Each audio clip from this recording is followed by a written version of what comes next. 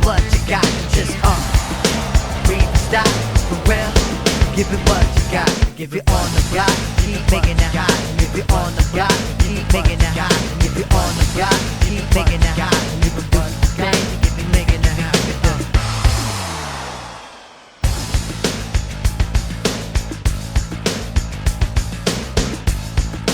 WCW Thunder taking place on the 1st of July 1999 in Lafayette, Louisiana. Every now and then I'll be covering episodes of Thunder and eventually SmackDown as little bonus episodes of Reliving the War. The idea is to cover noteworthy episodes or episodes I think tie in pretty well with what happens on Monday nights. This episode of Thunder could have been glossed over at the beginning of next week's Reliving the War, but I thought I'd test out a few bonus episodes just to see if it's something you guys would enjoy. I also think seeing Thunder and SmackDown will give us a better look at the overall picture. It lets us see how both companies were doing away from Monday night. And honestly, WCW is such a dumpster fire right now that I actually get a kick out of the pure nonsense they put on TV. So let's take a look at this episode of Thunder and let me know your feedback in the comments. Again, it won't be every Thunder and SmackDown that gets covered like this, but I will cover the episodes that are noteworthy moving forward.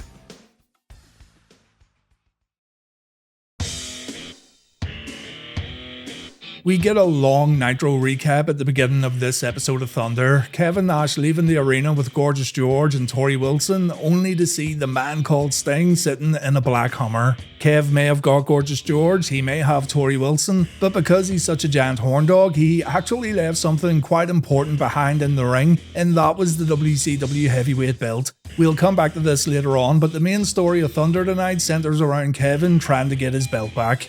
DDP vs Saturn is our opening match. Paige comes to the ring with Chris Kanyon. Paige says the fans love him, they hate him, but they'll never forget him. DDP thinks he's better than all these people in the arena because he's from Jersey, and he reminds everyone that he's a two-time former World Heavyweight Champion. Nothing substantial here at all. Perry makes his way down to the ring, and our match begins with Perry slipping when trying to punch Kanyon in the balls, but the message was sent loud and clear. Page gets in the ring first and he's able to take the early advantage. Saturn takes a short arm clothesline that turns him inside out, but he then counters a back suplex attempt and DDP takes an overhead belly to belly. Perry knocks Kanyon off the apron, DDP takes a dropkick. We then go to the outside where Page continues to get wrecked, and Saturn continues the punishment on the entranceway. When we get back in the ring, Saturn gets the opportunity to dropkick Kanyon, but Page follows Perry to the outside with a plancha. Kanyon gets in a few cheap shots here as the commentators talk about Sting and the black Hummer from Nitro this past Monday. Larry Sabisco says it could have been anyone in that Hummer and it was probably someone wearing a Sting mask, but I don't know guys, it looks like Sting to me. Back in the ring, DDP pulls off that tilt-a-whirl sidewalk slam he's been getting fond of these past few weeks, though the one he performed on Malenko on Nitro looked way better. And when we come back from commercial break, Saturn takes a body slam as Mike Tenay announces that Megadeth are going to perform on Nitro next week. Unfortunately, the performance has been removed from WWE Network, but Megadeth played Crush 'Em in the Georgia Dome, a song from Universal Soldier The Return that Bill Goldberg had a part in. Goldberg would also use Crush 'Em for a little while as his entrance music.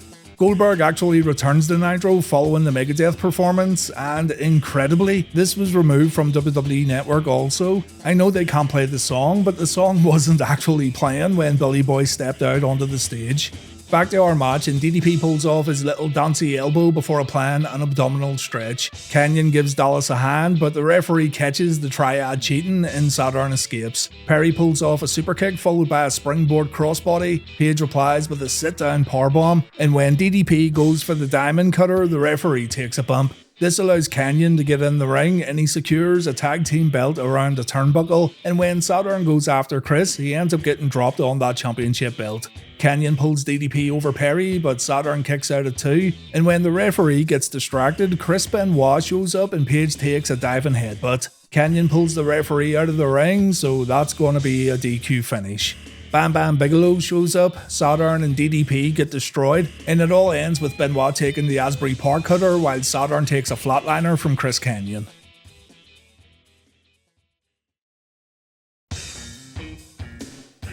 Here's a team we don't see on Reliving the War, Disorderly Conduct, consisting of Mean Mike and Tough Tom. Those are proper gimmick names right there, ladies and gents. These two main event talents are going to take on the No Limit Soldiers, consisting of Swole and Brad Armstrong. Brad is now known as BA because an abbreviation makes you seriously cool and down with the kids. Rey Mysterio and Conan are here too, and Rey has a few shoutouts before the match. No Limit Soldiers want to give a shout out to our Jigga Scott Hall and to my boy Dominic. Now can I hear the call of the soldier? It's pretty cool hearing Rey shout out Dirty Dom back in 1999, though the Scott Hall shout out was a bit random. Still pretty cool though. Big Swole was a linebacker for the Denver Broncos. He was trained by Minnesota's Brad Rengans, the same man who trained Big Van Vader and Brock Lesnar. So I'm expecting some big things here. His first exchange is incredibly basic, consisting of a shove, a few body slams, and a wrist lock before tagging in badass Brad Armstrong. Brad hits a picture-perfect dropkick before Tough Tom tags in, and Tom gets taken out with a hip toss followed by a clothesline to the outside.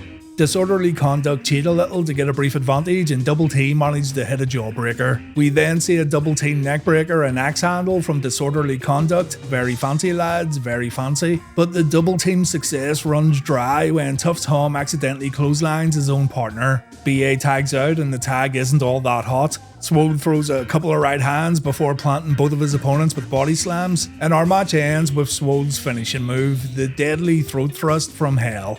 Swole didn't mess up any spots, so that's always good for a TV debut match, though to be fair, it was also a very safe debut match. Nothing special, but the big man could be one to keep an eye on. At least that's what you'd be thinking watching this back in 1999. One of the reasons I wanted to cover this episode of Thunder is up next, Parka vs Eddie Guerrero. Eddie had a fantastic return match against Juventud Guerrero 2 weeks ago on Nitro, and I don't think we see enough of Parka on Reliving the War, so I'm looking forward to this one. The two stopped to acknowledge a fan in the audience wearing an LWO shirt. The faction came to an end when Eddie had his accident, but Latino Heat hasn't forgotten. Parka then tries to shake Eddie's hand, but the action begins when Eddie refuses, and it doesn't take long for Eddie to lay in a few corner-mounted punches. Eddie then avoids his opponent when Parka comes running in with a corner charge. The chairman of WCW does manage to drop Guerrero on the top turnbuckle, but Eddie replies with a drop toe hold and Parka goes down following a clothesline. Guerrero performs a plancha when the action goes to the outside. Eddie then tries to get back in with his slingshot senton, but Parka dodges it. Guerrero then finds himself on the apron again, and he's able to pull off that senton after putting Parka down with another clothesline. We come back from commercial break and Eddie's still in control of the match. Parka kicks Eddie before saying the LWO is no more to the cameraman, and to show how serious he really is, Parka applies a deadly chinlock and Eddie's now in a lot of trouble. An Eddie chant breaks out in the audience and Guerrero breaks free by biting down on Parka's finger. We then see a great looking tilt-a-whirl backbreaker from Eddie that had a little snap to it, and the match then goes to the outside where the chairman of WCW lives up to his name. Eddie takes a few shots to the midsection before getting his head rammed into a steel chair. Back in the ring, Parka applies a camel clutch and the ref breaks it up when Guerrero gets his hair pulled. Parka then tries to eat Eddie's ponytail because it looks delicious and Parka didn't have breakfast. Guerrero then takes a belly-to-belly suplex and Parka signals for the end, but Eddie dodges a corkscrew moonsault attempt and that's it all over, folks. Eddie hits a running back elbow followed by the frog splash, and Guerrero wins a match that makes this episode of Thunder worth watching. Glad I decided to cover this now. I mentioned this on Reliving the War already, but it's good having Eddie back. It gives me a reason to look forward to Nitro again every week.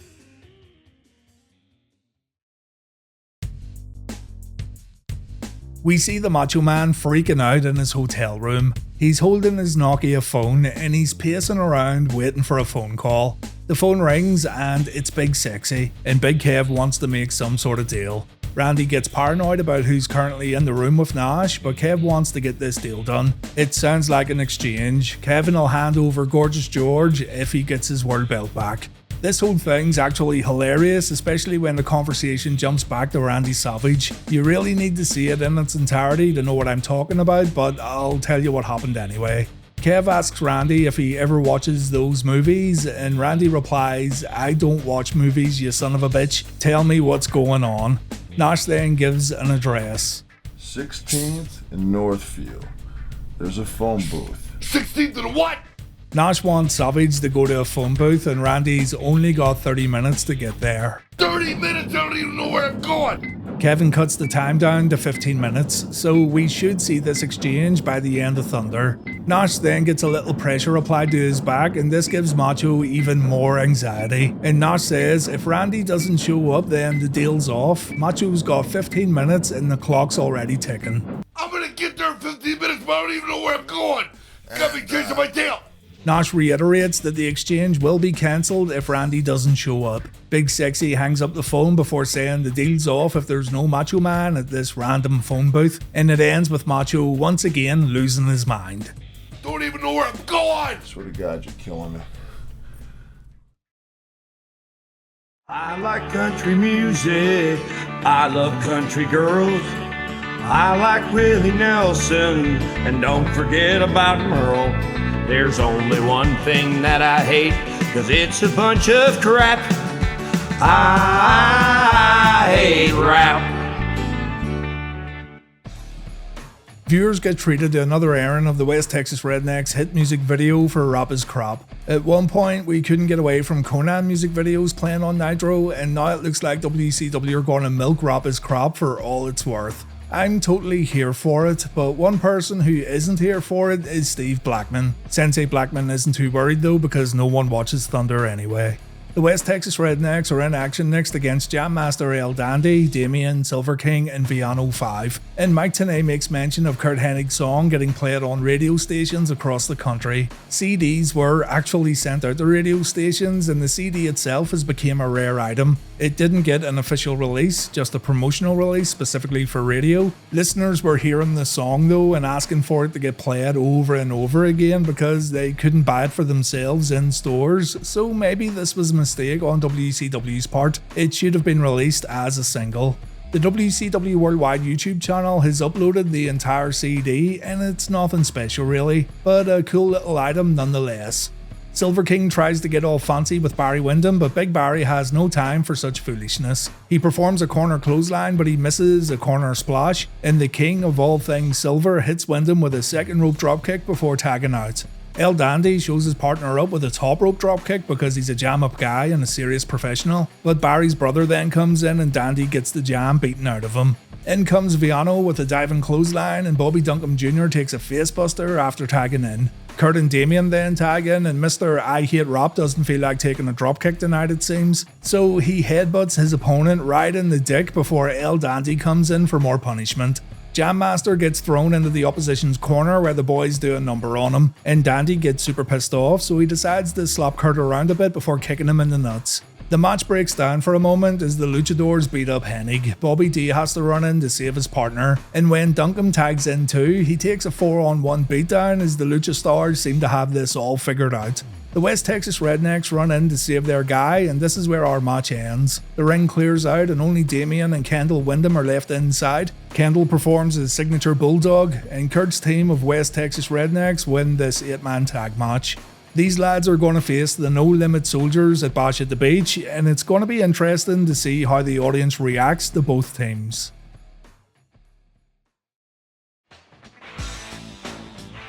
Randy Savage stands beside a few payphones on the main streets of Lafayette and his mobile phone starts ringing. It's clearly a cell phone ringtone that's going off, but Macho still tries to answer the payphones. Once he catches on, he has another chat with Big Kev, and the World Champ says Macho has a real strong girl. Savage gets angry and Kev says the Macho Man has to be nice to him, and he gives Macho new instructions. He has to go 4 blocks back, take 2 lefts, then go to a quick pick store, take a right and go down 2 blocks. This all goes over Macho's head, but Kevin says he'll have Gorgeous George as long as Randy brings his World Heavyweight Championship belt. Sid better not be there either, and Macho says he'll be all alone. Nash doesn't give Macho an ETA and Randy freaks out again. Kev hangs up the phone and Macho really needs a map because he has no idea where he's going.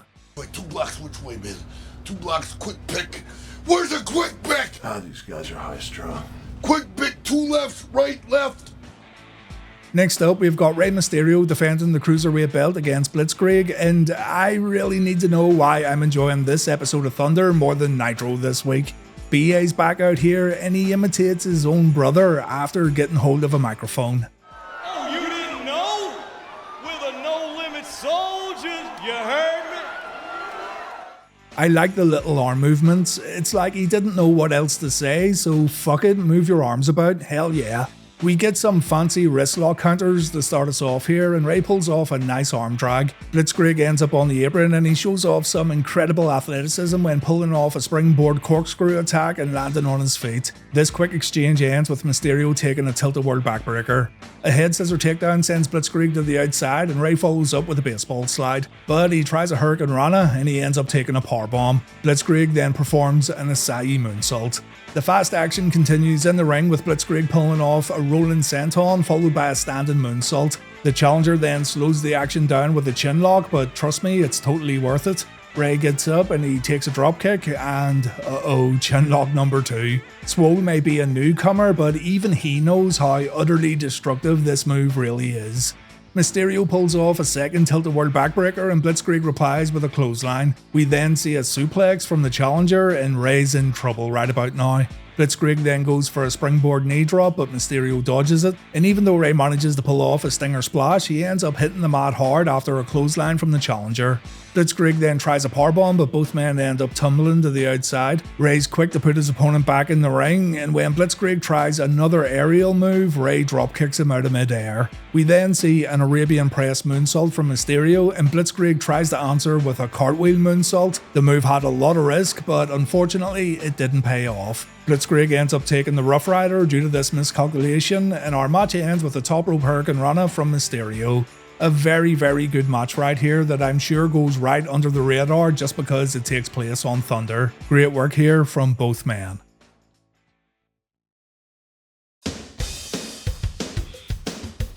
Kevin Nash and Macho Man have finally met up. Nash arrives in his limousine and he takes a seat on the hood as Savage demands to know where Gorgeous George is. Nash says he understands why Randy wants his girl back because she's such a sweet peach. Savage says he's gonna wreck Big Kev and Nash says he can only die once and he's already been to heaven.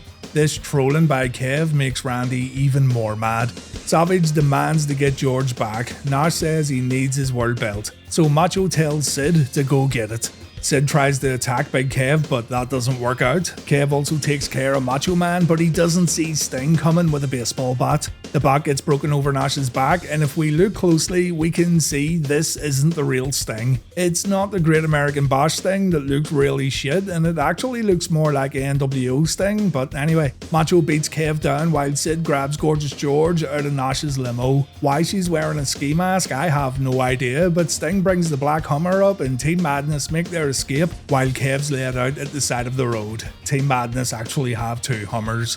Kevin didn't get his World Championship back and it looks like Sid's gonna hold on to it for now.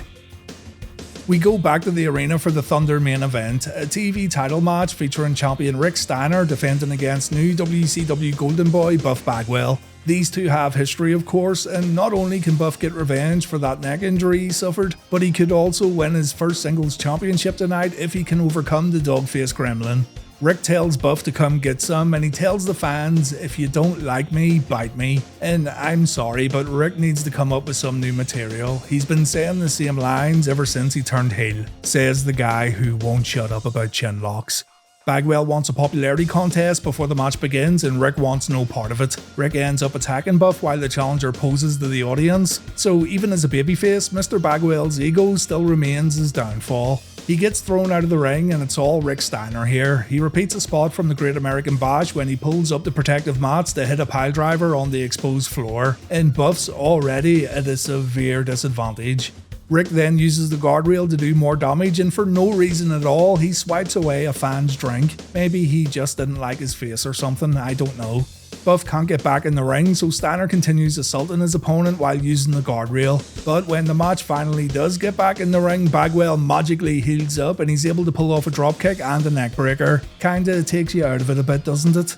Buff goes for a splash, but Rick gets the knees up. The show then takes its final commercial break. We come back to see Rick using the chain to choke his opponent out, and Bagwell also gets his pretty little face pulled apart by the dog-faced gremlin. The torture continues for Buff Daddy when he takes a chin lock back inside the ring. The move gets broken up when Randy Anderson notices Rick using the ropes for leverage. Rick then tries punching Bagwell's neck until Buff can't stand up anymore, but Bagwell kicks out of the follow-up cover and my god, chinlock number 2. Loads of chinlocks tonight, but no one's hitting the magic number. Buff breaks out and he throws a ton of right hands. Rick goes down following a back elbow, a body slam and a clothesline. Rick answers with an Oklahoma slam and he goes for a top rope move, but Buff pushes him down and Rick's now in position for the blockbuster. Unfortunately, that little twerp David Flair shows up and Bagwell gets zapped with a taser. Ric Flair and Roddy Piper have issues with Buff Daddy, so I guess David has inherited those issues. All Rick has to do is drop an elbow on Bagwell and Rick's still our WCW television champion. Quite a disappointing way to end a good night of decent in-ring action, but it is what it is. And what it is WCW in 1999.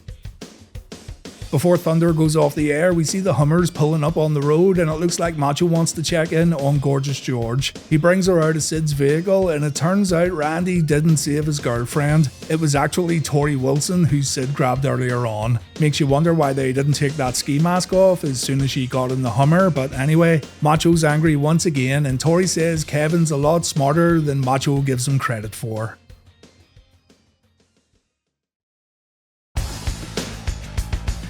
This was a pretty good episode of Thunder, and not just when compared to Nitro. Eddie vs. Parka and Rey vs. Blitzkrieg were great matches, and I thought the main event was the only real letdown. 2-hour WCW shows are also way better than 3-hour shows, and the format of this episode of Thunder was spot on with a heavy focus on in-ring action and one big story arc that was told through promos away from the arena. I'm sure those who have reviewed this show in the past would disagree, but I actually enjoyed this and I'm glad I decided to randomly cover it. I hope you guys enjoyed this bonus episode of Reliving the War too, and now you'll know why Sid's wearing the World Heavyweight Championship when we check out Nitro on Thursday. Thanks for watching everyone, you're all caught up now, and please take care. Turn it over the page, usher in all of y'all to a brand new age where status really don't matter. Everybody get right to the pit of the pack. Come on, make a move, setting precedence, entering your residence. The whole scene is decadence, and the feeling is true. I'm seeing feet in my crew, you seeing black and blue. So let's go for the ride. Strap yourself in tight, and if you bona fide, just breathe and stop for real, and give it what you got. Just breathe and stop for real, and give it what you got. Just breathe and stop for real, give it what you got. Give it on the God, keep making that. Give it on the God, keep making that. Give it on the God, keep making that.